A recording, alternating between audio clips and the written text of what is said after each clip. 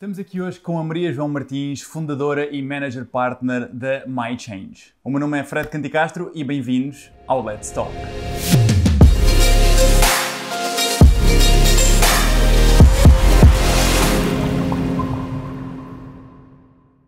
Antes de entrarmos a fundo neste episódio, eu quero que saibas que este episódio é patrocinado pelo Grupo Pior. Ora, o Grupo Pior, eu mal conheci o Grupo Pior, tornei-me imediatamente cliente do grupo e por um motivo. Porque este grupo ajuda-te a estares focado naquilo que é realmente importante no teu negócio. Porque se geres um negócio ou se geres a divisão de um negócio, sabes perfeitamente que existem um conjunto de atividades que são essenciais, em que tu deves estar focado, em que deves investir o teu tempo. Mas existem outras atividades que também são importantes, algumas até obrigatórias, como segurança no trabalho ou contabilidade, mas que não é aí que tu deves investir o teu tempo e que aquilo que deves fazer é delegar isso a profissionais de qualidade que são especializados nessas áreas.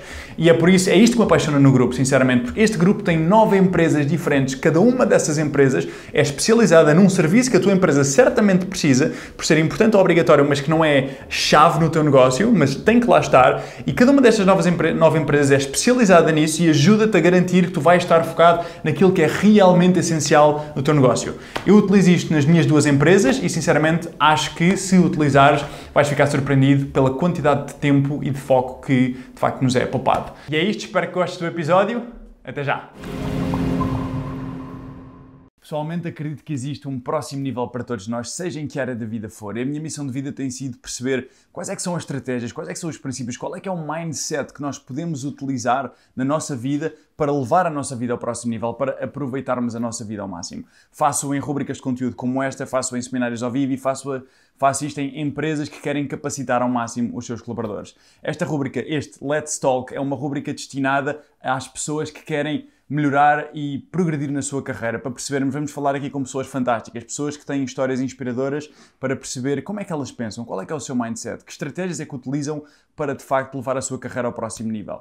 E é isto, vamos entrar a fundo, espero que gostem. Olá Maria João, bem-vinda. Olá, Fred.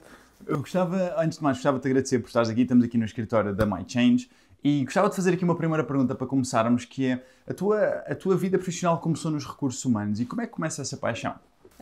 A paixão começa muito cedo. Portanto, eu nasci numa família muito intensa, muito emotiva e muito colaborativa. Portanto, neste sentido, a minha mãe sempre trabalhou, aliás, trabalhou até aos 65 anos, onde se reformou, e eu tinha 2 irmãos, e nós tínhamos sempre que fazer parte de tudo. Portanto, das coisas boas, das coisas más, tínhamos que colaborar, tínhamos que construir, tínhamos que ajudar ao sábado quando ela trabalhava ao sábado, o meu pai também trabalhava muito, e isso começou a fazer crescer em mim uma ideia a palavra é difícil, um certo espírito de sacrifício pelos outros.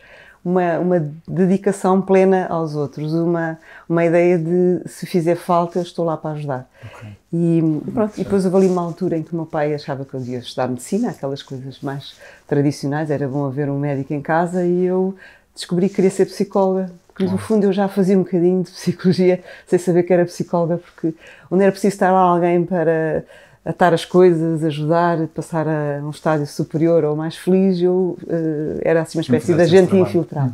Portanto, acho que nasceu um bocadinho aí, muito cedo, eu diria, na minha adolescência. Como é que decides levar isso para a tua carreira? Tu tiraste Psicologia? Eu tirei Psicologia, acabei por estudar Psicologia, portanto era claramente qualquer coisa que estava muito, muito bem na minha pele, mas também gostava muito das organizações e das empresas. Não sei se era uma influência do meu pai, que foi sempre empreendedor e teve sempre empresas próprias, e também do meu irmão mais velho, que estudava Gestão e Economia. Eu comecei a me interessar muito pelo tema de as pessoas não estão nos espaços de trabalho por acaso, estão ali para um propósito, estão ali para concretizar alguma parte da sua estratégia, e comecei a ligar muito esta ideia de que as pessoas trabalham muito e, portanto, seria muito importante que people e estratégias estivessem muito ligados. E foi aí que eu me comecei a interessar muito pela área da psicologia mais organizacional. Okay. Portanto, onde depois comecei. E como é que começa essa carreira? Essa carreira começo por fazer uns trabalhos na área de recrutamento e seleção, onde estive há algum tempo, e depois entrei na RIMA, que representava em Portugal a Siemens Nixdorf, e aí vivi muito cedo uma coisa que me marcou para a vida toda, porque eu tive...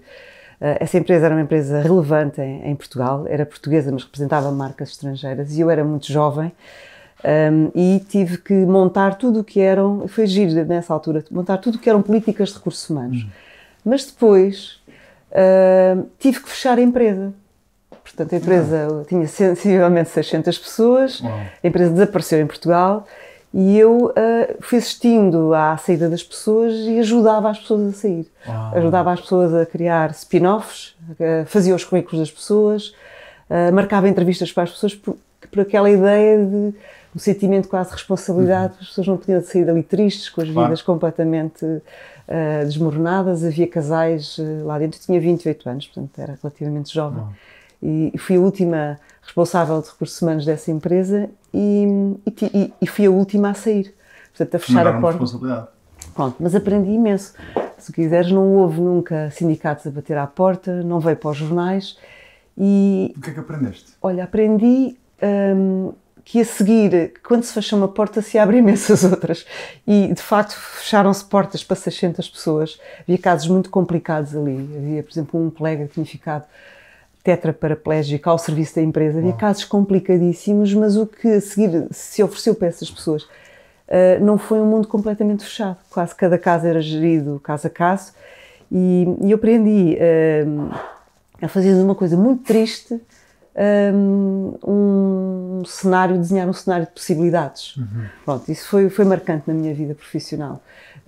Fui logo ali a seguir, fui convidada para outra. Diz-me só uma coisa, por curiosidade, como é que fizeste isso? Ou seja, como é que pegas numa pessoa que foi despedida e que sente que por algum motivo a sua vida pode estar aí, não a recomeçar, mas ainda está naquela fase de isto acabou e está naquela negatividade toda? O que é que tu fazes para criar esse mundo de possibilidades nas pessoas? Olha, há uma coisa que... Isso é um traço até trazer aqui para a empresa que criei com a Teresa Fialho, é um traço, é não acreditar no impossível. Eu acredito sempre que é possível, mas acredito genuinamente que é possível. Há uma certa ingenuidade nisto, se quiseres, porque, aliás, o meu filho, que faz hoje 28 anos, curiosamente estou a falar dos meus 28 anos, ele faz hoje 28 anos. É engraçado, é uma coincidência gira. Obrigada. Ele diz sempre que quando acha que o chão lhe está a fugir ou não sei o quê, sabe que há uma pessoa que encontrará sempre uma porta que se abre e que, se falar comigo, eu dou sempre uma saída para a coisa. Eu vou dizer, simultaneamente a isto, há aqui uma natureza muito criativa. Eu sou muito criativa, portanto, e inventiva até. E, portanto, acho que às vezes de duas coisas más pode nascer uma coisa maravilhosa. Por exemplo, eu vou dar o exemplo dessa altura, e já se passaram muitos anos. Havia, por exemplo, já não havia dinheiro para dar às pessoas, mas, por exemplo, havia uma secretária espetacular, uma secretária executiva que sabia 6 línguas. E não havia dinheiro, mas eu lembro de ter falado com o administrador e dizer assim, olha, eu posso lhe dar a sua secretária física, o seu computador, a sua cadeira, e ela vai para casa e nós escrevemos uma série de pessoas a dizer que ela sabe falar 6 línguas, quem sabe ela continua a trabalhar. Fizemos isso.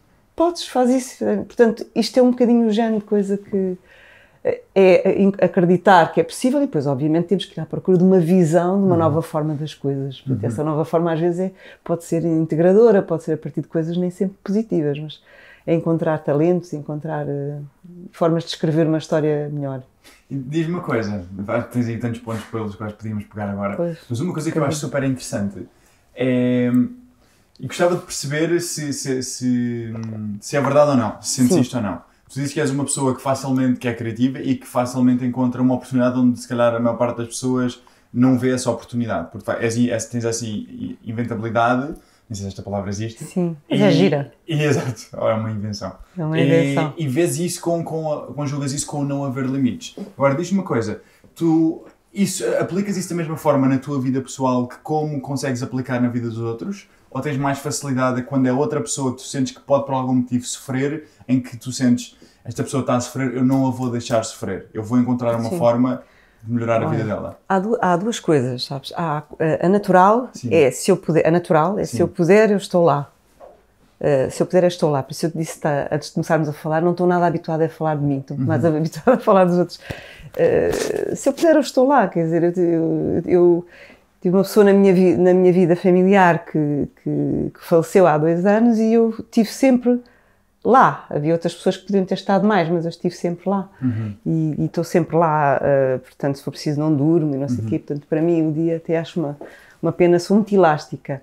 Do ponto de vista profissional, é preciso técnicas. Eu também sou certificada em coaching. Okay. E uma das técnicas do coaching, eu uso muito com executivos, é tu fazeres com que eles ganhem ferramentas para eles se transformarem e irem lá. Isso é muito mais poderoso.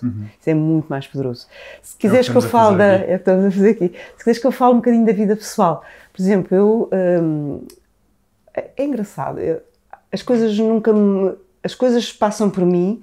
Eu sou muito intensa. Sofro, mas não estou demasiado tempo no impossível. Portanto, dou uma volta pela criatividade, dou uma volta grande para o lá. Olha, é uma coisa engraçada que se pode partilhar hoje. Eu tenho 2 filhos, eu gostava de ter tido muitos mais filhos. Tenho um de 28, que faz hoje anos, e tenho uma de 23. Eu tive 4 vezes grávida e perdi 2 bebés de quase 5 meses. Tu não me vês falar como mulher, eu não sou uma mulher marcada por isso. E as pessoas às vezes perguntam, mas isso não foi uma coisa marcante para ti? Foi brutal, mas eu já tinha um filho, portanto eu tinha que construir com ele, tinha que andar para a frente. Eu não desisti, porque estes 2 foi no meio, entre o primeiro e o quarto, que é uma quarta, que é uma princesa. E portanto, o que eu te posso dizer agora, falando dos 2 filhos que eu tenho, apesar de ser uma mulher muito profissional e que trabalho muito, eu não sei, devia ter sido gata, com 7 vidas ao mesmo tempo, porque eu sou muito mãe também. Agora, não aquela mãe de fazer os filhos dependentes e sei que sou muito presente, mas na construção da autonomia deles. Não sei se consegues perceber isto. Completamente. Pronto, não é aquela coisa, liga, mãe, o que é que eu faço? E eu disse, olha, eu acho que devias fazer isto e aquilo e tal, mas ouve o teu coração, o que é que o teu coração está a dizer? Ainda disse isto à Sofia a semana passada. O que é que o teu coração te está a dizer? Pronto, ao João também, muitas vezes, estou agora a fazer isto e aquilo e agora... E nem sequer me pergunta. Eu acho que ele só quer é que eu faça eco. E o eco é ótimo, maravilhoso, claro. Vai em frente, mas... E diz-me, tu tens esse instinto maternal em ti, é tão forte, o instinto de proteção e de querer o melhor dos outros, mas ao mesmo tempo tens essa certificação em coaching e tens essas ferramentas que tens vindo a aprender ao longo dos anos. Tu aplicas isso também na tua organização, nos teus colaboradores? Sim, eu acho que sim. Quais é que são algumas ferramentas que possas partilhar com as pessoas? Olha, vou dizer uma coisa, eu não gosto, eu adoro delegar e dar empowerment. E confio muito em que se eu não disser tudo, a solução que vem é melhor do que aquela que eu imaginei. E isso tem a ver com eu acreditar que em cima daquilo que eu pedi, a pessoa acrescenta um ponto ou 2 ou 3. E eu adoro isso. Eu adoro ser surpreendida. Não adoro que a pessoa me dê aquilo que eu exatamente pedi.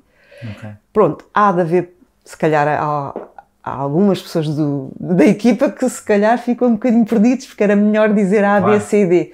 Mas comigo isso não é... Como é que aplicas isso de uma forma mais prática? Ou seja... Eu acho que, pronto, explico, era giro fazermos isto, sonho um bocadinho com as pessoas às vezes quando estou a preparar as coisas, não tenho tudo completamente definido na minha cabeça, eu acho que às vezes faço perguntas que também são iguais às que eu tenho na cabeça, outras, há uma boa parte que oriento, mas quando as pessoas... que a pessoa responda. Que responda e a pessoa quando não tem tudo explícito, vai dentro de si e encontra tesouros, não é? Isto é um bocadinho também do coaching. O coaching tem uma pergunta célebre do taxista, que é para onde vais? Não te dá o mapa e diz, segue isto. Diz assim, olha, para onde é que tu queres ir? Não é? Perfeito, era uma pergunta que eu gostava de fazer a ti. Nem sequer tem esses objetivos traçados. Pois não, por isso é que... Mas o coaching tem milhares de perguntas poderosas. Um dos trabalhos muitas vezes é fazer com que as pessoas descubram dentro dela o que está lá dentro. Porque já lá está. E às vezes não tens acesso a isso logo. É preciso trabalhar. Há sessões de coaching que eu faço em que eu saio...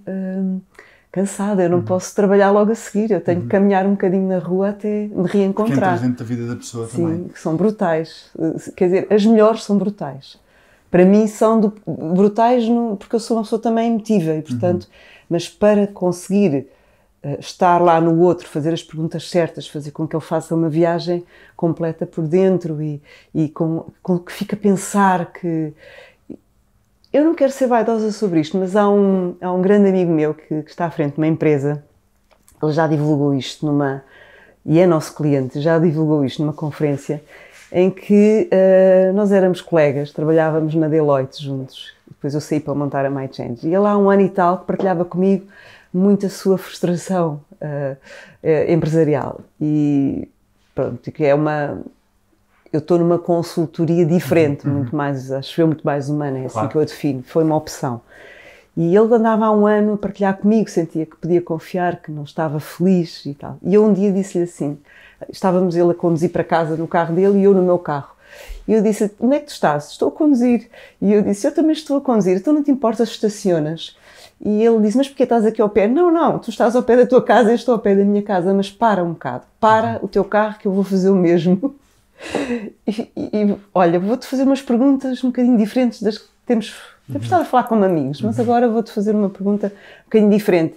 E perguntei-lhe, só isto, tu daqui a 1 ano queres estar a fazer estas conversas que já fazes há 1 ano comigo? Isto é uma pergunta de coaching.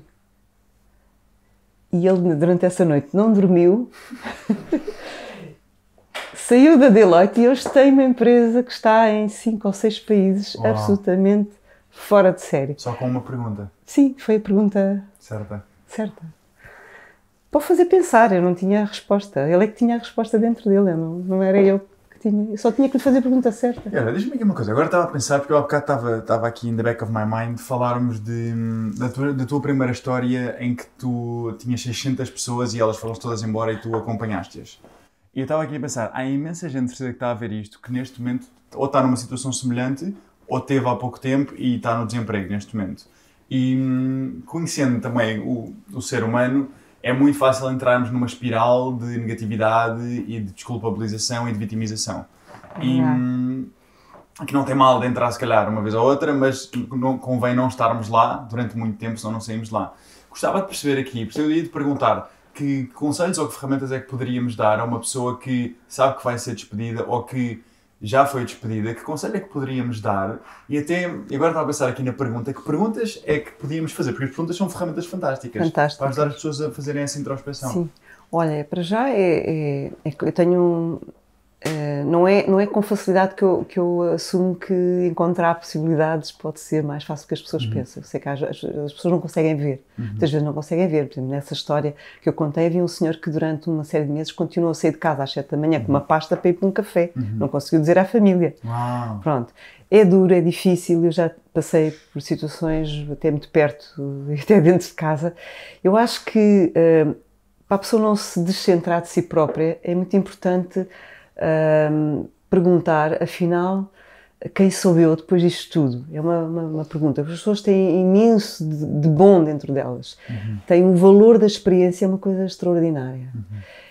Uma coisa que mata muito as pessoas serem capazes de olhar para dentro delas, e depois já vamos às perguntas que eu acho que se podem fazer, é este conceito. E agora vou falar aqui um bocadinho das minhas crenças. Eu estou nisso muito confortável. Porque eu poderia estar, eu durante estes quase 14 anos da MyChange, fui 4 anos diretora de recursos humanos do grupo EDP, podia ter lá ficado e quis voltar para a minha empresa. Eu fui lá fazer uma missão e quis voltar. Porquê? Porque eu acho que é muito importante nós sermos verdadeiros com os nossos propósitos de vida, os nossos legados, aquilo que somos. E há muitas pessoas que estão muito amarradas a coisas que às vezes não são centrais nelas. Eu vou com coragem dizer isto porque há muita gente que está demasiado agarrada aos sinais materiais do status. Ao carro que estacionam, à marca do carro, ao que colocam no cartão, e não à sua própria essência como pessoa, que está, se elas perguntarem a elas próprias, afinal, quem sou eu depois disto tudo, vão encontrar respostas na essência. Quem é que são realmente eles, na sua verdadeira essência. Exatamente. Em que é que eu fui bom? E nós até trabalhamos muito isso na MyChange em algumas organizações, que é o valor da experiência e não tanto o valor do status. E depois acontece uma coisa, isto acontece e é factual, as pessoas que a partir dos 50 anos estão a sair para o mercado de trabalho não encontram muitas vezes cá fora oportunidades de status igual, mas encontrariam um mundo enorme de possibilidades que respondessem àquilo que elas são, como pessoas, com o valor que elas têm. E essa é a grande pergunta, é que o currículo tem que ser feito ao contrário. Não é o currículo dos patamares do status, porque depois, e agora há uma crença que eu tenho, o êxito de crescer na escada E has de ver que a MyChange tem uma escada, portanto o nosso logo tem uma escada. A escada que tu sobes como pessoa, muitas vezes não é a escada do status, nem a escada das hierarquias de poder máximo, mas é o teu poder como pessoa. Aprendeste a fazer o quê? Onde é que tu foste melhor? Estas são as perguntas. Onde é que tu foste melhor? Onde é que tiveste mais êxito? Onde é que eu me destaco dos meus pares? Em que é que eu sou realmente diferenciador? Se eu saísse daqui e fosse para o outro lado, como é que os outros falariam de mim? Essas são as perguntas. Não tem a ver, às vezes, com status. E depois, mas isso é um pormenor super interessante. Eu não tinha... Deste um exemplo espetacular, que é uma pessoa de 50 anos, por algum motivo acaba a carreira numa certa empresa e tinha um estatuto de ser um diretor e tem um conjunto de valências enorme, mas depois tem uma oportunidade no mercado de trabalho que não tem esse estatuto, mas que seria super interessante e alinhado com quem realmente é, mas a pessoa pode não ir porque depois, se calhar, não tem coragem de dizer aos outros que afinal já não é um diretor e que tem outro cara qualquer. É o tema da máscara, é o tema da... Repara, Repara, está muito mais no embrulho do que na essência, se fores a ver. Mas eu não estou a criticar as pessoas sentem-se verdadeiramente sem chão quando perdem essas coisas. Agora, as que mais depressa estão a encontrar alternativas, e nós seguimos muitas vezes essas pessoas, seja porque são amigas, seja porque também eu tenho criado imensas oportunidades, às vezes, que é uma coisa que eu me sinto é muito a ligar pessoas. Eu conecto muito pessoas de uma forma desinteressada, só porque fico muito feliz com isso. As pessoas perguntam-me, conheces alguém que precise disto ou daquilo e tal, e eu fico felicíssima de poder ligar as pessoas. Fico... e quem me conhece... És uma giver, és uma pessoa que gosta de... Adoro. Ontem tivemos um pequeno almoço para preparar uma conferência que nós fazemos todos os anos e havia assim uns, que até são nossos clientes, mas também são amigos, a dizer: a Maria João apresentou-me esta pessoa, a Maria João disse-nos isto. É típico, não quero parecer vaidosa com isso, mas é típico a comunidade que se conecta pelas ligações que eu faço. E é muito engraçado que muita gente que me pede ajuda porque deixou de ter aquele emprego, eu acho que as que mais depressa encontram não são as que estão à procura do mesmo status ou do mesmo título profissional. São aquelas que eu sei fazer isto bem, o que é que eu achas que eu podia fazer com isto? Pegar nas valências e no valor da experiência. Porque o valor da experiência e vai-te acontecer a ti, Fred, cada vez mais, que tu já és uma pessoa que te destacas muito, mas vai-te acontecer isso com mais de 10 anos e tal. A diferenciação é pelaquilo em que tu és, é pelo teu talento único. E depois podemos ter uns títulos engraçados. Eu uma vez cheguei ao Brasil e disseram-me que eu era em brasileiro, uma palestrante de metáforas. E eu disse: nunca me tinha dado esse título, mas está bem, ok. Palestrante de metáforas. Também cheguei uma vez aos Açores e disseram: encontrou um administrador de uma empresa onde estava a trabalhar, apresentou-me à mulher e disse: a Maria João é uma motivadora. Ok, é outro título. E são títulos giros, não é? Pronto, o título maior que eu tive foi quando eu fui diretora de recursos humanos do grupo EDP. Realmente é um título, mas pronto, se calhar eu sou muito mais feliz com os outros títulos do que com esse. Embora tenha gostado muito dessa missão. Tu sentiste quando estavas como diretora de recursos humanos da EDP, um cargo fortíssimo, tu sentiste essa tensão dentro de ti? Porque estamos aqui a falar de uma tensão, eu costumo chamar a tensão entre o ego e a essência, entre quem tu realmente és e os medos que tens de ser julgado e de não seres aceito pelos outros. Tu sentiste essa tensão dentro de ti também? A certa altura, tu se calhar, não sei se nessa fase da tua vida já tinhas todo esse autoconhecimento e esse desenvolvimento pessoal lá em cima. Sente-se muito esse dilema. Sabes porque é que sentes esse dilema num grupo com 12 mil pessoas? É porque quando tens que desenhar uma política, e muitas das vezes foi redesenhar, eu por acaso orgulho-me de, na época entre 2009 e 2013, ter construído uma série de políticas de primeira vez no grupo EDP. Pronto, numa altura nada fácil. Nada fácil. Porque a EDP é uma empresa encantadora, mas tinha que passar a ser mais sexy e acho que é. Mas muitas vezes faz a política para o todo e há políticas que apanham pessoas de forma individual que sabes que vão fazer sofrer algumas das pessoas, mas aí tens que esse dilema existe todos os dias.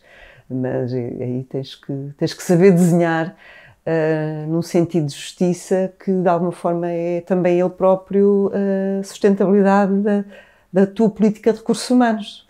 Porque sabes que a curto prazo pode não ser tão bom para esta ou para aquela pessoa, mas a médio e longo prazo vais cuidar bem dela. Okay. Estás a fazer alguma coisa que também é por ela. E diz-me, só para terminarmos aquela parte porque eu gostava imenso que quem estiver a ver isto e por algum motivo esteja numa situação ou de desemprego ou que vai entrar no desemprego, depois de descobrir quais é que são as suas valências, as suas competências, aquilo em que é realmente bom e tiver isso bem estruturado, como é que pode fazer o packaging disso para se depois ir vender a uma empresa ou até para criar a própria empresa? O que é que tu aconselharias? Olha, eu aconselharia... não, eu acho que há aqui um conselho muito engraçado que eu dou é o que vem pela intergeracionalidade, que eu acho maravilhosa, que eu por acaso tenho em minha casa, não é? Tenho os meus filhos de 23 e 28 anos e também tenho aqui na MyChange, que fazemos questão de trabalhar juntos os de 50 com os de 40, com os que têm idade para ser os nossos filhos, porque eu acho que é extraordinário uma pessoa que esteja nessa situação e que tenha feito um reencontro do seu currículo e que queira fazer o seu package, tentar validar com as várias gerações como é que eles veem esse currículo, como é que eles organizariam, porque depois tu dizes assim, bom, eu agora até tenho 52, 53 anos e gostaria de voltar ao mercado. E vamos usar as redes. E acho que a coisa pior é tu fazeres currículos tipo Europass. Isso é a coisa mais absurda que tu podes fazer. Porque se tu queres... Se tu queres fazer o marketing, que eu também já estive em escolas a falar para miúdos de 12º ano e a dizer-lhes fujam disso. Fujam disso. Marketing pessoal. Como é que nós devemos falar de nós? Como é que nós devemos falar das nossas virtudes, das nossas forças e tal? Então é maravilhoso pegares no teu currículo, como tu fizeste, e dares, por exemplo, ao teu filho e ele diz, o quê? Mas vais fazer isto desta maneira. Pronto, eu diria, falar com os pares é bom, mas falar também com as outras gerações. Porque, de facto, para nós potenciarmos as nossas redes todas, que o fazemos, não é? Tu fazes isso como ninguém, depois não podemos ter cartões de visita que não se apropriam, que não estão bem. Portanto, eu acho que validar, fazer assim uma espécie de entrevistas para validar a imagem que nós estamos a fazer passar de nós próprios. E depois repensar em termos de networking, que é uma coisa que às vezes as pessoas não sabem fazer ainda.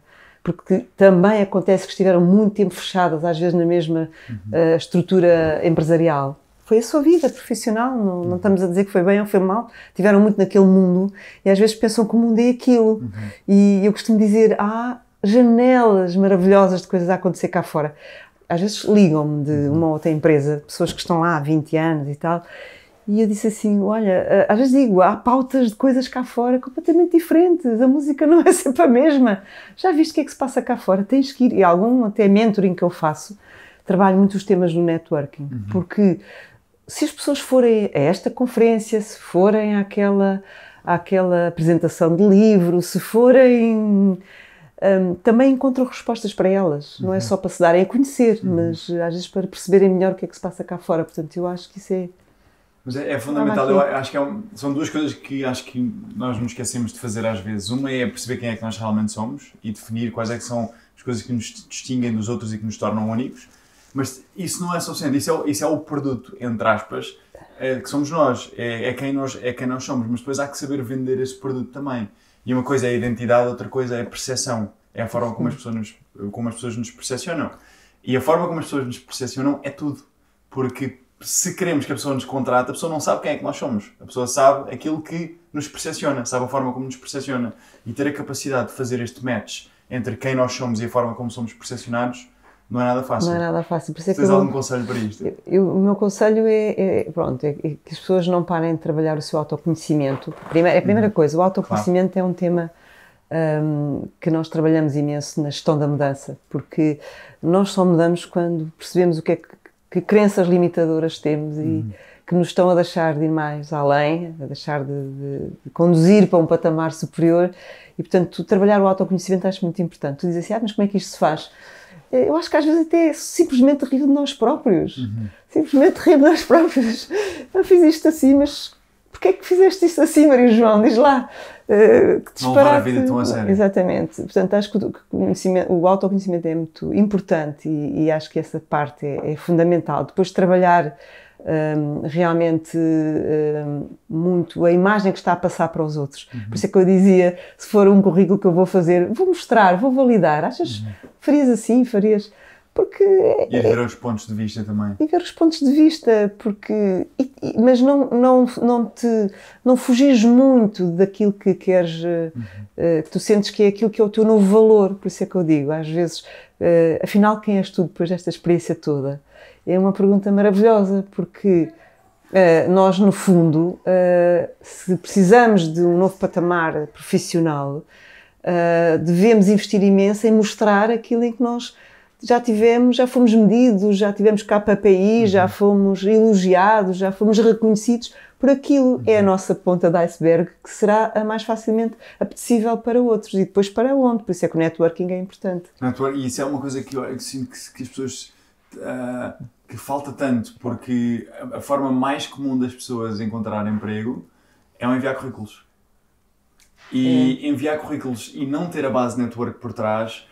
Acho que, na minha opinião, isto é a minha opinião apenas, enviar currículos e não construir network é uma forma muito mais rápida e muito mais eficaz de encontrar emprego do que enviar currículos. É verdade. O que é que achas disso? Acho isso lindamente. Até porque, se tu fores a ver bem, às vezes, e até pode parecer injusto, mas o tema das referências é que faz escolher esta ou aquela pessoa. E as referências são dadas muitas vezes pelo teu networking. Portanto, o caminho mais curto é tu trabalhares o networking.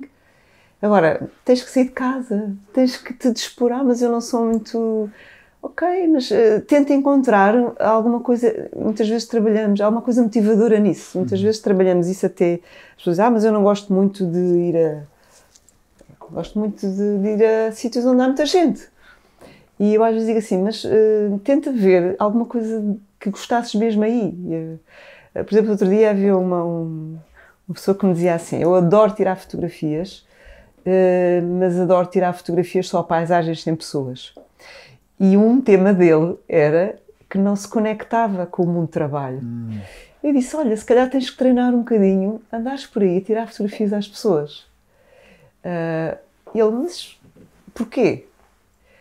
É porque indiretamente isso vai-te pôr na senda das pessoas. Tu não estás a perceber, isso é indireto. Não vais falar com essas pessoas que estás a fotografar na rua. Mas em vez de andares a fotografar troncos de árvores, fotografa pessoas, fotografa sorrisos, fotografa abraços, fotografa e se calhar depois começas a gostar mais de estar ao pé das pessoas.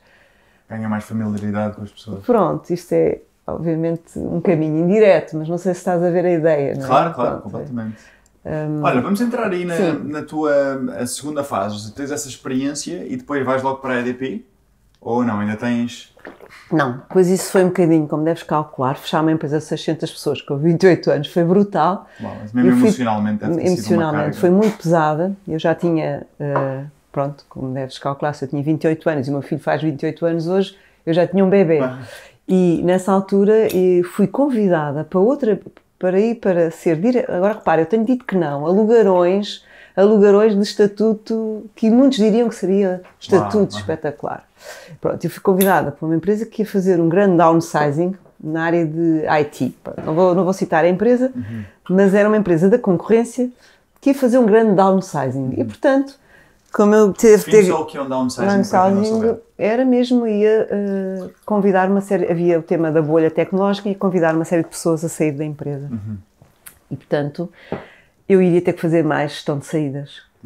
E como eu adorava as pessoas, e como eu tinha... Foi isso que me fez ser a última a fechar a porta. Eu tinha construído políticas naquela empresa, mas depois houve uma série de pessoas que desapareceram. Eu disse, eu não saio daqui, não ganhei dinheiro nenhum com aquilo, portanto eu vou ajudar as pessoas a sair. Pronto, estava no mercado de trabalho, precisava de emprego, fui convidada para ser diretora de recursos humanos numa empresa que ia também despedir pessoas, eu disse, não quero. E pronto, e entrei na consultoria. Pronto, entrei numa empresa onde estive 13 anos, na empresa Iberconsult, onde eu adorei estar e onde conheci a minha atual sócia, com quem temos a MyChange. Portanto, e estive aí muitos anos a fazer consultoria e agora vou-te dizer qual foi o meu primeiro trabalho de consultoria. Foi ajudar líderes da Marconi, portanto, isto é muitos anos, a fazer conversas de saída com colaboradores que tinham que deixar a empresa. Que interessante. Pronto. Isto, tu tinhas feito isso 1000 vezes. Tinha feito isso, mas a humanizar, que era uma coisa que não era bem feita. A não deixar as pessoas destroçadas, a não deixar as pessoas sem serem capazes de... E agora o que é que eu vou fazer? Pronto. E eu estava do lado bonito da coisa, que é, eu não fazia parte da empresa, mas podia ajudar os líderes a terem conversas positivas, construtivas e... Pronto. Porque nessa altura realmente havia muita empresa a redimensionar-se. Pronto. E depois estive aí imensos anos e fiz imenso trabalho de consultoria. Isso é um tema super interessante, porque de certeza também que há pessoas que estão a ver isto, que neste momento são líderes, são gestores, ou pelo menos têm pessoas que gerem ou que lideram. E é um tema que qualquer líder, qualquer pessoa que seja um líder tem que lidar, em que por algum motivo tem que fazer um downsizing ou tem que despedir alguém. Uma coisa é despedir alguém por ser incompetente, outra coisa é despedir alguém porque tem de facto fazer uma redução da estrutura devido a custos. O que é que tu ensinaste nessa consultoria a esses líderes? Quais é que são as melhores práticas para fazer isso? Porque eu acho que isso é uma coisa com que toda a gente, não há ninguém que goste de despedir pessoas. Olha, a primeira coisa que eu encontro é que o líder direto da pessoa deve fazer. Porque eu ainda encontro quem não faça, quem manda para o diretor de recursos humanos, quem não faça conversas dessas.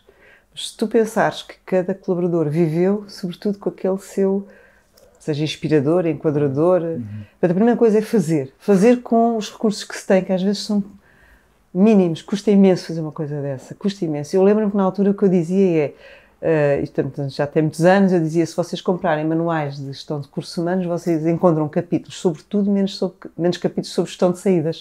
O capítulo da avaliação do desempenho, do recrutamento, das descrições de funções, das políticas salariais e tal, e não havia capítulos sobre gestão de saídas. Portanto, as pessoas não tinham aprendido a fazer isto. Eu acho que isto é, dentro do ciclo do colaborador, é um momento muito frágil, é um momento de dor, muitas vezes, sobretudo se isso é por iniciativa da empresa. E acho que primeiro é fazer, é estar lá. Depois, eu lembro-me que na altura, agora já não tenho feito tanto isso, mas lembro-me na altura uma das coisas que eu também trabalhava era que essas conversas fossem tão humanas que o próprio líder fosse capaz de fazer perguntas como aquelas que eu te disse há pouco, que é ajudar, direcionar. Pronto, e muitas vezes o que é que tu ajudar o que é que podes fazer a seguir. E tu és bom nisto, então acho que é por aqui. E estar lá, digamos, na construção da continuidade, mesmo que não fosse ele.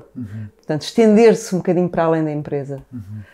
Porque é a pessoa, provavelmente, com quem há mais cumplicidade. Não é com a direção de recursos humanos. Claro. Isso aí é coisa formal. E, portanto, a primeira coisa que eu dizia é estar lá. É estar. É abraçar esse momento e fazer o melhor que pode. E como é que geres as últimas semanas da pessoa? Ou o último mês da pessoa? O que é que pensas sobre isto? Porque eu já te digo a minha experiência, mas diz-me o que é que pensas sobre isto. Estamos no pressuposto de que a pessoa foi convidada a sair pela empresa, certo? Ou seja, foi despedida. Sim. Foi despedida.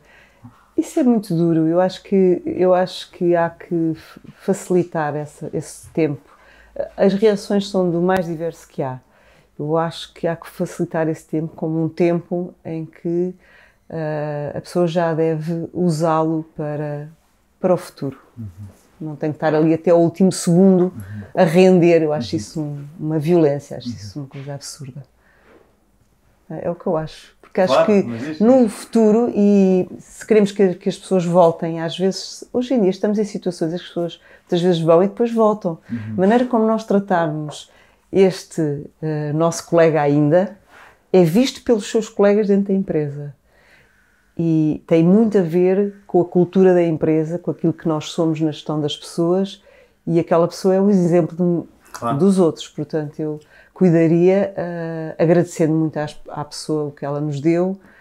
Se estivermos perante um despedimento do tipo conflituoso, isso será diferente. Se estivermos perante um colega que nos prejudicou, isso será diferente. Mas se for porque temos que redimensionar a empresa, ela tem que ter menos colaboradores, e acho que é muito importante cuidar bem, porque isso passa para os seus colegas. E quem sabe, se a seguir vamos tê-lo como nosso cliente, vamos tê-lo como nosso parceiro, ou vamos simplesmente querer que ele volte. Não sabemos. Muitas vezes isso... E como é que lidas com a cultura da equipa que fica? Porque uma coisa é a empresa ir abaixo, outra coisa é haver um redimensionamento e se calhar saem metade das pessoas. Como é que nós lidamos com porque isso? as outras pessoas vão ter medo que sejam elas as próximas? Isso é um trabalho tipicamente da empresa MyChange, porque nós muitas vezes trabalhamos a mudança no lado das pessoas e, portanto, houve muitas estratégias de organizações que se tiveram que redimensionar e que às vezes fazem isso de modo quase sequencial, organizam a estrutura e depois lembram-se das pessoas. Nós achamos que uma estratégia dessas, que implica, por exemplo, a organização ter que se redimensionar, muitas vezes implica tu teres aqui movimentos paralelos. Um com essas pessoas que são afetadas e outro com as pessoas que ficam. E às vezes os gestores acham que é primeiro um e depois o outro.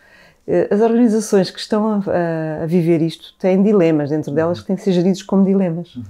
Portanto, muita comunicação, muitas iniciativas de proximidade, muita transparência naquilo que podemos, gerir também a compreensão de que temos aqui vários stakeholders. Não damos tudo a todos, mas tem que ser coerente o que damos tudo a todos. Ou seja, se estamos a falar com os líderes de primeira linha, se estamos a falar com as pessoas que estão no front office, com o cliente, se estamos a falar com as pessoas do call center, o que seja, tudo o que dissermos pode não ser o mesmo, até porque achamos que... Mas tem que ser coerente. Eu diria, tem que ser da mesma pauta, há bocado já usei esta... Pode ser com... As metáforas. Mas tem que ser coerente. Eu não posso estar a dizer às pessoas que contactam com o cliente uma coisa diferente daquelas que... Posso dizer conteúdos de intensidade diferente, mas tem que haver uma certa coerência. E o que eu acho é que há aquelas pessoas que têm que sair, temos que conversar com elas e temos que tratar delas, mas não podemos não dizer rigorosamente nada ao resto da organização. Infelizmente ainda há muita gente a trabalhar assim. E há muita gente que às vezes só vem a saber ou pelos colegas que estão a sair ou pelos jornais. Não percebi. Há ainda muitas organizações, por exemplo, vamos imaginar, têm que se redimensionar e, portanto, vão tratar da área impactada. Que tem que sair. Que tem que sair. E esquecem-se de tudo o resto, de dentro da organização. Portanto, não estruturam um plano de comunicação integrado para tudo o resto.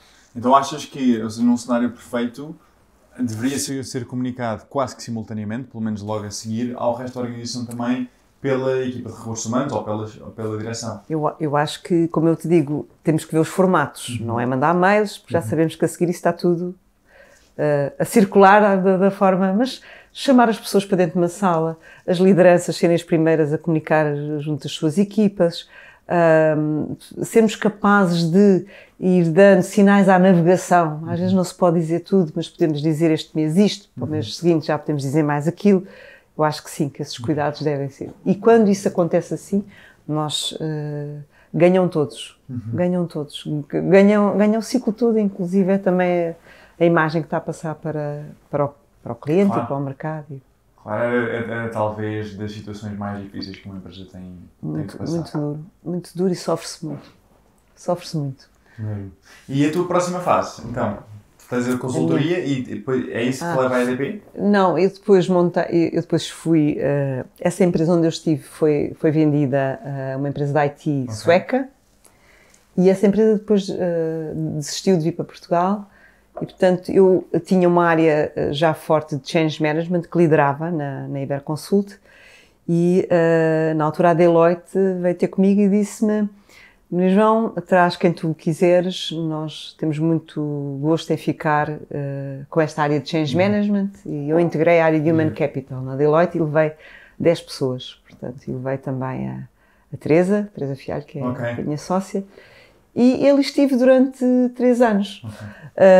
É uma escola fantástica, gostei imenso, mas depois eu levei clientes também, portanto já tinha muita gente que andava atrás de mim e sempre muito comigo. Uma das casas que tem andado sempre comigo é a EDP, portanto já era minha cliente há muito tempo, que me perguntou: mas qual é o seu problema? Se vai para a Deloitte nós vamos trabalhar consigo e continuo e tal. Mas depois eu claramente, nesse trabalho de 3 anos, que também me correu bem, identifiquei que não era aquele tipo de consultoria que me fazia feliz. Absoluta, tive uma certeza absoluta disso, sem grande julgamento, mas é uma consultoria muito para crescer, para fazer crescer a casa, que eu identifico como uma consultoria horas homem, E eu entendi que não, tenho clientes, tenho know-how, tínhamos já muitas certificações e muitos trabalhos feitos em Change Management e decidi com a Teresa montar a MyChange, que eu identifico uma consultoria muito personalizada. Não só na forma como nós estamos no cliente, que é muito, somos a dada altura uma extensão, vivemos, sofremos e gostamos deles como nós, mas sempre percebendo o lugar que eles têm e que nós temos, mas muito de braço dado com o cliente e muito na relação de confiança, portanto em que a dada altura o cliente cresce e nós também crescemos com ele, o cliente internacionaliza-se e nós também vamos com ele. E é uma consultoria muito, eu diria, muito de face-to-face e muito... E diz-me, qual é que, para eu perceber, o que é que são as horas-homem? O que são as horas-homem? É um rácio que naturalmente as empresas de consultoria têm que ter, que nós na MyChange também temos, mas eu diria que há consultoras que a usam como, no final do mês, a Maria João Martins tem que ter rendido X horas em cliente. Okay. Se for partner ou se for, como era já o meu caso, tem que fazer com que as suas equipas rendam X horas. Okay, essa é uma métrica que vocês medem. É a métrica. É a métrica, quer dizer, eu diria que algumas consultoras usam isso mais. Okay. No meu projeto isso não é assim. Claro que eu tenho um pé no sonho, outro pé na terra. Não tenho os dois pés na terra porque não faz, como já viste, muito... Tenho os dois pés na terra no sentido de que eu pago salários, tenho que ter um projeto viável e com quase 14 anos eu acho que ele é bastante viável, mas sou um bocadinho sonhadora no sentido de querer estar sempre a inovar e fazer coisas diferentes e não estou só no meu projeto para ganhar dinheiro. Estou para ser também muito feliz e oxalá as pessoas que estejam comigo também se sintam muito felizes. Qual é que dirias que é o teu propósito e o propósito da MyChange? Olha, o meu propósito é mesmo... O que é que tu sentes mesmo que te acende a alma, que puxa por ti, que farias se tivesse todo o dinheiro do mundo e não pudesses falhar, que passavas a tua vida a fazer isso? Ter toda a gente feliz à minha volta. Eu sou muito feliz pela felicidade indireta que dou aos outros. Mesmo, eu até me emociono um bocadinho a dizer isto, porque eu ofereço montes de coisas, eu não sou, partilho a roupa com a minha filha, não sou muito materialista, adoro oferecer coisas, adoro, eu hoje tenho um jantar, adoro oferecer coisas, adoro oferecer. A reação na cara da outra pessoa. Adoro. Não sei o que é inveja, não sei mesmo o que é inveja. Se aparecesse ali alguém a dizer que precisava do que eu tenho hoje vestido, só não precisava ficar nua porque era um bocado chato, mas era bem capaz de oferecer tudo o que tenho. Não digo isto para ser vaidosa, digo isto até com uma certa emoção. Sou um bocadinho espiritual, porque sou muito simbólica. Acho que a MyChange tem muito disto, este legado de o fazer feliz. Depois não penses que é só pelo coaching, nós temos projetos de mudança empresarial brutais, que têm as políticas de recursos humanos de A a Z, do zero, mas no fim disso é para respeitar as pessoas, estás a ver? No fim disso é porque a estratégia daquela empresa é aquela e se aquelas pessoas estiverem a ser geridas desta maneira vão estar muito mais felizes a fazer aquela estratégia. E eu sou tão crente nisso que tive que montar a minha empresa para estar a fazer isso como eu gosto, percebes? De outra maneira. Agora, o espiritual e o simbólico, pronto, isto vem obviamente aqui de uma avó que eu tive, que era uma pessoa com um espírito de sacrifício brutal. Sabes que o espírito de sacrifício é uma coisa que eu não gostava de dizer que gosto disso porque ser sacrificado é bom. Não, é porque no final do dia tu tens que te sacrificar pelos outros para conseguires ter... se calhar, e quando tens um projeto empresarial, mesmo que sejas muito empreendedor, eu acho que tens de ter algum espírito de sacrifício para te levantares todos os dias às 7 da manhã, para dormires pouco, para estares a ler uma coisa que precisas de ler, só que depois o retorno é tão brutalmente fantástico que é um espírito de sacrifício encantador, não te consigo explicar. Mas eu lembro que a minha avó era uma pessoa assim, E eu... Falando disso, o simbolismo e a espiritualidade, não sei se és uma pessoa religiosa ou espiritual. Eu tenho o meu Deus. Ok. Eu sou capaz de entrar numa igreja porque gosto daquela paz e teria que descrever diferente daquele que se pratica numa missa tradicional. É o meu, pronto. Mas sou espiritual no sentido, acho que as coisas estão todas um bocadinho ligadas, nem que sejas tu que as vais ligar.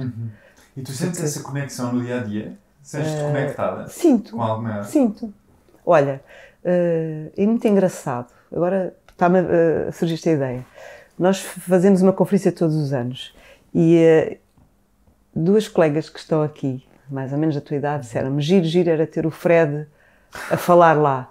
E passado, isto é verdade, portanto, e passado aí uma semana eu recebi um mail vosso. Eu não te sei explicar isto, Uau. Mas eu nunca te convidei para tu ires lá falar, mas eu recebi um mail. Eu não sei o que é que isto é, mas alguma coisa há de ser. Percebes o que eu quero dizer? Eu acredito que estamos profundamente conectados. Não sei explicar, mas há muitas mistério. coisas. Há muitas coisas. E contaria outras, são incríveis. Outras, acho que somos nós que as ligamos, quase como elas vêm por ondas, fazem ricochete e voltam para ti. Mas porque tu falaste de uma coisa a alguém, que falou a alguém, que falou a alguém, e ela vem-te devolvida muitas vezes. Uma conclusão que eu tiro muito daí é que acho que se sentiste na pele todos os dias, tu sentes também de certeza que é a vida dá a quem dá a vida. De alguma forma, se tu deres, se tu fores generoso, se não fores invejoso, se procurares o bem dos outros, de alguma forma acabas por receber também. Não é? E não fazes para receber necessariamente, mas acabas por receber. Nem que seja só naquela troca e naquele calor, naquele momento. Sim. Isso é maravilhoso. Eu não sei explicar isso. Sou uma pessoa muito emotiva, mas forte. Eu nunca estou de muito tempo na tristeza. Eu sinto-me, ressinto-me, quase todos os dias teria coisas para estar às vezes em baixo, mas não estou muito tempo, porque sinto uma responsabilidade enorme de passar energia positiva aos outros. Portanto, e aí, isso aí começa em casa. Isso começa em casa. Eu tenho umas brincadeiras com a minha filha de manhã que é claramente para nos energizarmos uma à outra. Por exemplo, eu desenho muito mal. Muito mal. Aliás, estou no estádio dos meus 10 anos de desenho. Não cresci em desenho. É uma casa e uma árvore. Uma árvore, um pássaro com bico e pouco mais.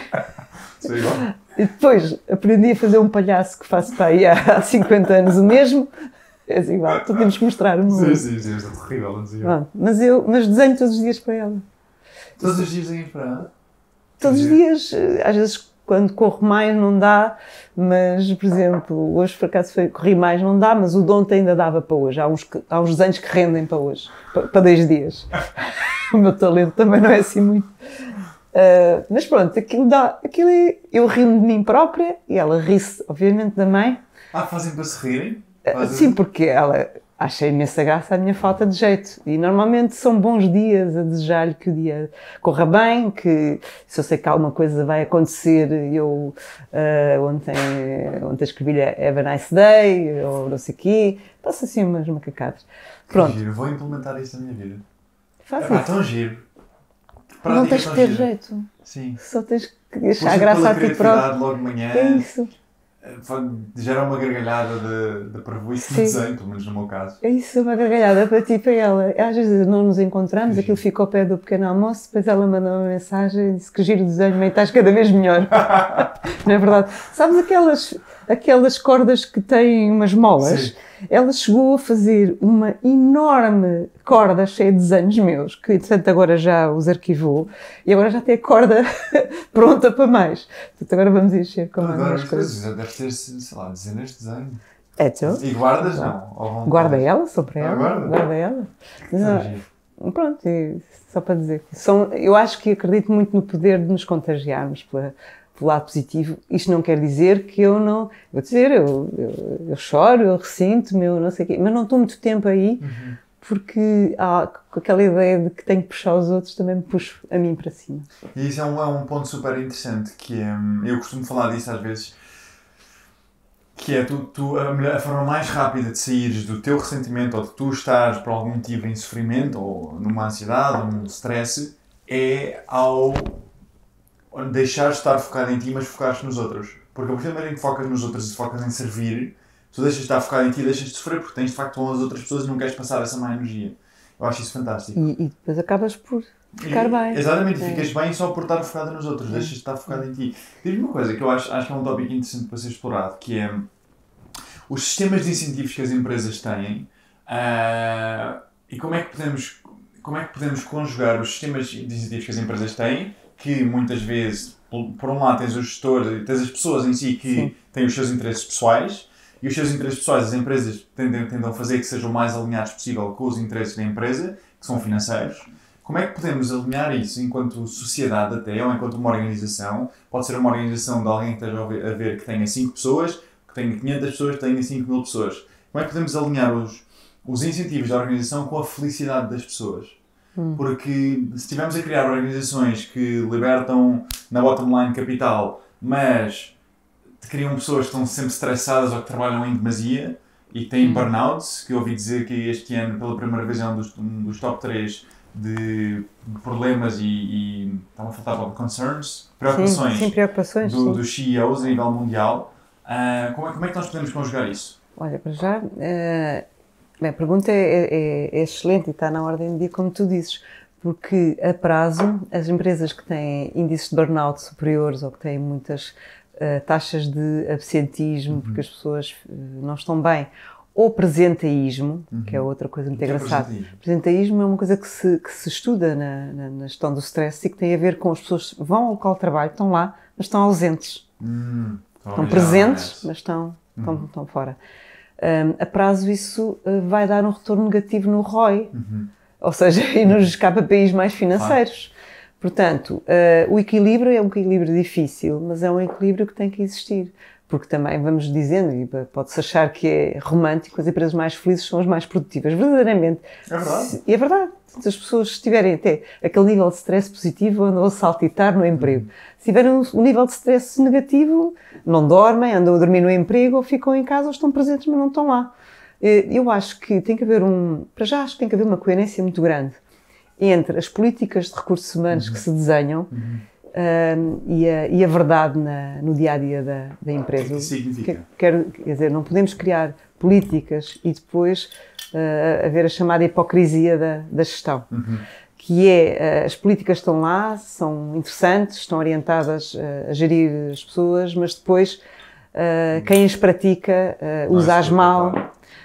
E, portanto, acho que muitas vezes é preciso trabalhar muito a preparação de quem enquadra equipas, não é? Dos líderes, na forma como vai usar corretamente as políticas, porque precisam-se de políticas. A pequena empresa precisará de menos políticas à prova de bala, porque é mais fácil tu cruzares nos corredores e falares com as pessoas. As grandes organizações precisam mesmo ter políticas que sejam transversais. Pronto. Agora, na declinação das políticas, e se elas forem bem feitas, o papel de quem enquadra as equipas é chave, que é a forma como as usas, como conversa com as pessoas, como é fundamental, é fundamental. Eu vou-te dar aqui o exemplo que eu fiquei outro dia, não vou citar a empresa, que não vale a pena. Por exemplo, uma empresa onde se está a trabalhar a cultura do elogio, que é uma coisa que não paga imposto, não é? Se tu dizes assim, mas porquê é que se precisa trabalhar a cultura do elogio? Porque as pessoas andam tristes, porque as pessoas acham que não fazem falta para a estratégia, porque as pessoas não compreendam a sua peça no puzzle, porque nunca ninguém lhes explicou como eram tão importantes para os resultados da empresa. Isto que eu estou a dizer, que é de uma empresa, tu podias multiplicar por algumas outras. E então, dissemos assim, bom, temos que trabalhar a cultura do elogio. A cultura do elogio, isto não é nenhuma política que tu escrevas. Agora vamos elogiar todos os dias às 8h30 da manhã. Claro. Não. Portanto, tens que pôr quem tem as equipas, quem está próximo a poder fazer isto de uma forma natural. Sim, entrar ao nível dos valores da pessoa até. Exatamente. Pronto. Muitas vezes tens que dizer, olha, não, deixe de dizer isto e passa a dizer aquilo. Deixe de...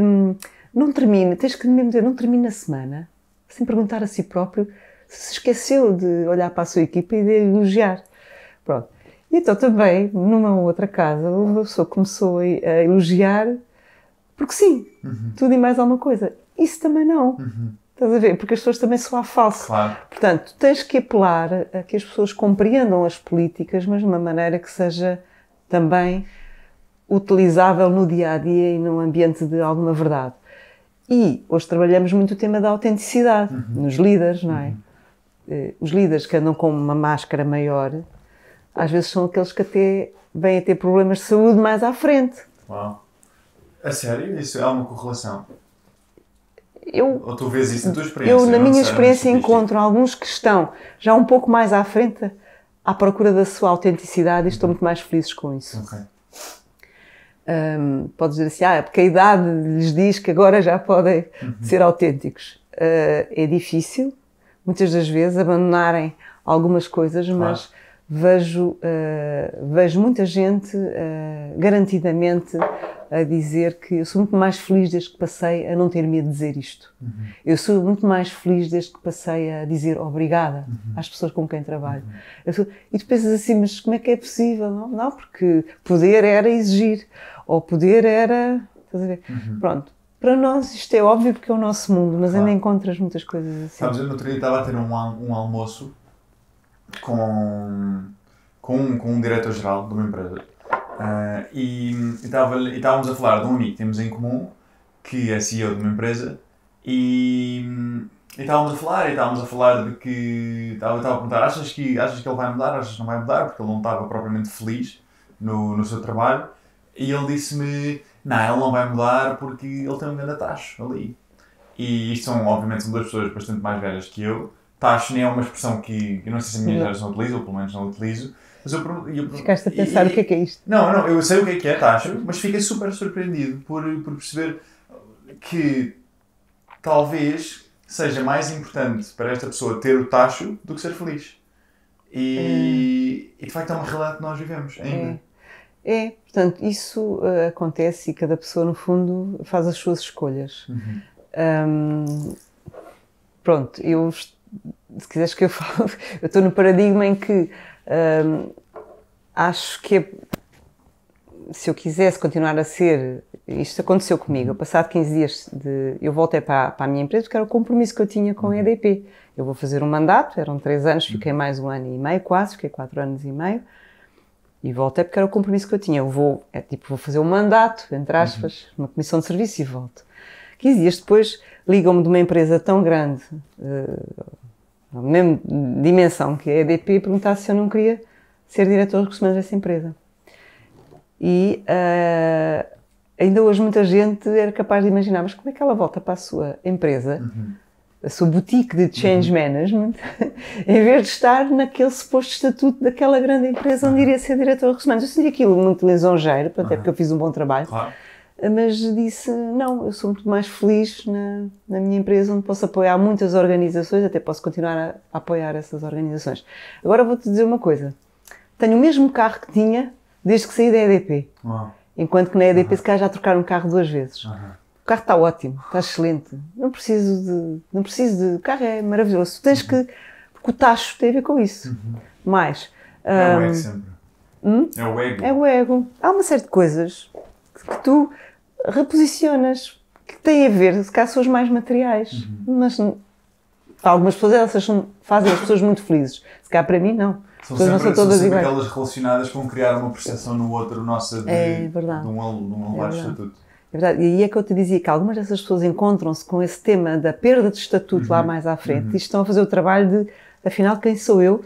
Quando sai o carro, sai o cartão, é duríssimo, é duríssimo. Afinal, mas a esperança que eu gostava de dizer às pessoas é que vão se encontrar com uma pessoa maravilhosa, que eles já não conseguem perceber muito bem quando se vê ao espelho, mas vão se encontrar com uma pessoa maravilhosa. Então as pessoas confundiram-se com o seu próprio cargo.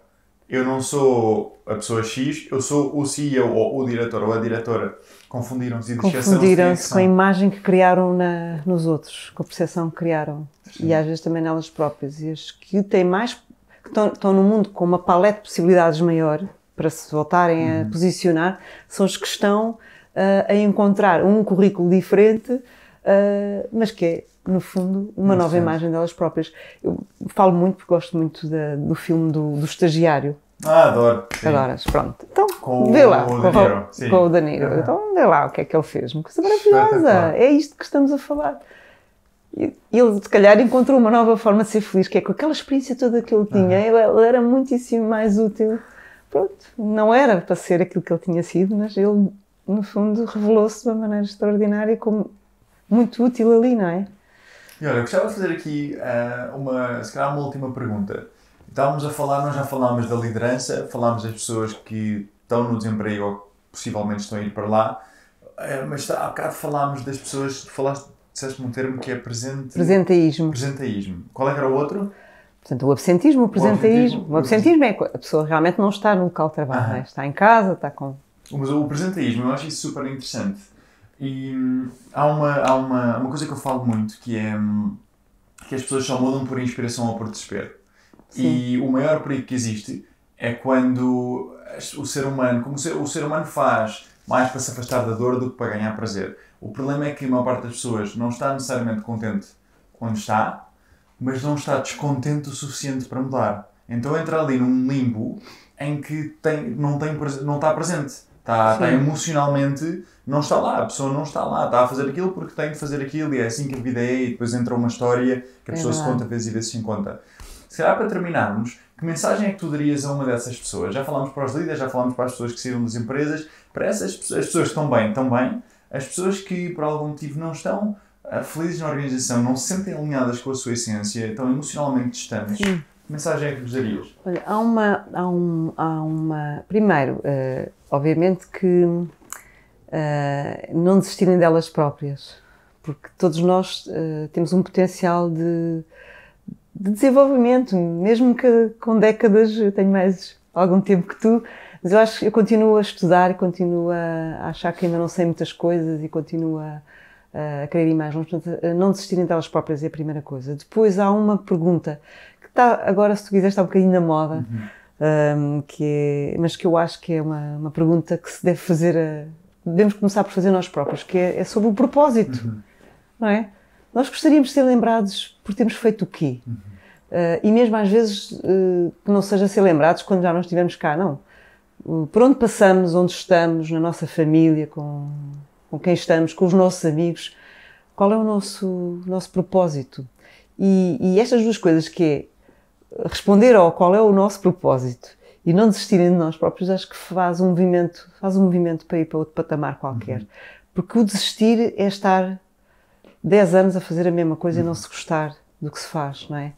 Mas também, se eu não souber a que é que eu tenho que atender, que tem a ver com a minha centralidade humana, aquilo que eu gosto verdadeiramente, aquilo que é o meu potencial, se eu não atender a isso, se eu não conseguir ter uma resposta para isso, pode ser uma resposta que se vai fazendo ao longo da vida. Mas eu tenho que começar a querer responder. O meu propósito, o meu legado, eu quero ser relembrada pelo quê? Eu acho que estas duas coisas juntas põem as pessoas em movimento para um patamar superior de felicidade. Acho que sim. Pelo menos acredito que sim, e muitas vezes impulsiono as pessoas nesse sentido.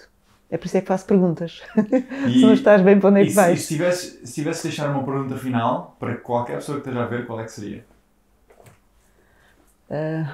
Tira o teu tempo, pensa à vontade. Ok.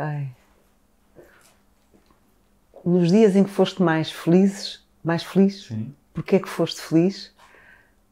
E o que é que te falta para os repetires? É uma excelente pergunta. Ou seja, quais é que foram os dias em que foste mais feliz? O que é que estavas a fazer? Sim. E como é que podes voltar a isso? A repetir isso. Voltar lá.